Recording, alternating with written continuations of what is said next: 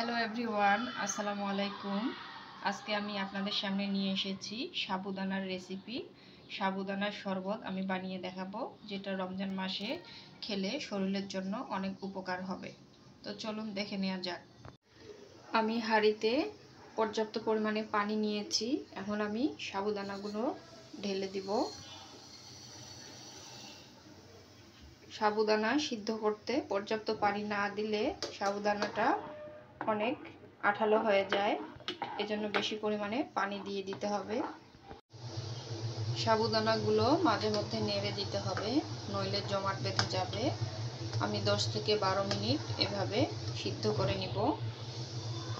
আমার সাবুদানাটা সিদ্ধ হয়ে গেছে, এখন আমি সেঁকে নেব। সেঁকে নিয়ে আমি ঠান্ডা পানিতে ধুয়ে ফেলবো।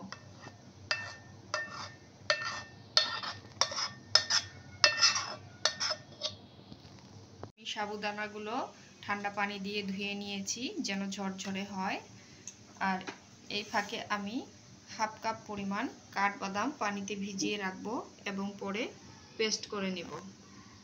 আমি এখানে প্যানে 1 কেজির মতো তরল গরুর দুধ নিয়েছি। এখন আমি চুলায় বসিয়ে দিব। আমি হাফ কাপ পরিমাণ চিনি অ্যাড করেছি। আপনারা যে যার মতো স্বাদ অনুযায়ী চিনি দিয়ে দিবেন, কম বেশি করে। এখন আমি দিয়ে দিব হাফ কাপ পরিমাণ গুঁড়ো দুধ। আপনারা চাইলে কনডেন্স মিল্কটাও দিতে পারেন, সেই ক্ষেত্রে চিনিটা না দিলেও চলবে। আমি এখন ভালোভাবে দুধটাকে ফুটিয়ে নিব, একটু ঘন করে নিব। এই পর্যায়ে আমি দিয়ে দিচ্ছি বাদাম বাটা। আর বাদাম বাটা দিয়ে দিলে শরবতটা অনেক টেস্ট হবে। দুধটা বলক দিয়ে দিলে আমি সাবুদানাগুলো দিয়ে দিব। দুধে বলক চলে এসেছে, এই পর্যায়ে আমি সাবুটা দিয়ে দিচ্ছি।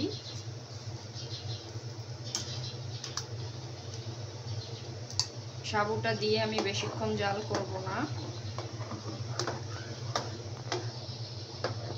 দেখতে পাচ্ছেন আমি সাবুগুলো দুধে দিয়ে দিয়েছি।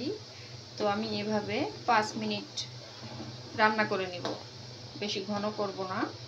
5 মিনিট পর আমি চুলা থেকে নামিয়ে নেব। আমি চুলা থেকে নামিয়ে নিয়েছি।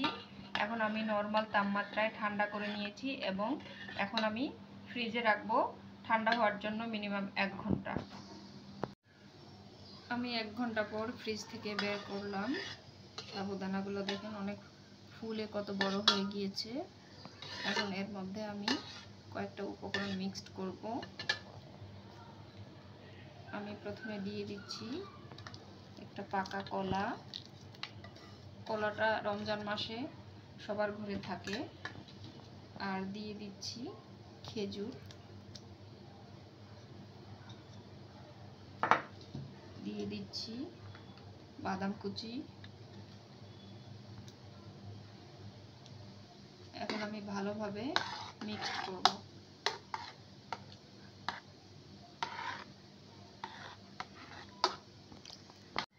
আমি এখন সার্ভ করতেছি।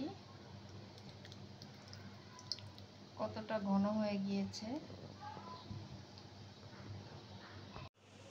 তো তৈরি হয়ে গেল আমাদের মজাদার সাবুদানা শরবত। আমি উপরে আরেকটু বাদাম কুচি আর আঙুর দিয়ে দিয়েছি। আপনারা চাইলে বিভিন্ন ধরনের ফ্রুট দিতে পারেন। তো আমার এই রেসিপিটি যদি ভালো লেগে থাকে তাহলে অবশ্যই আপনারা লাইক, কমেন্ট এবং সাবস্ক্রাইব করতে ভুলবেন না। এবং ফেসবুক থেকে দেখে থাকলে অবশ্যই ফলো এবং লাইক করতে ভুলবেন না। সবাই ভালো থাকবেন, সুস্থ থাকবেন। আল্লাহ হাফেজ।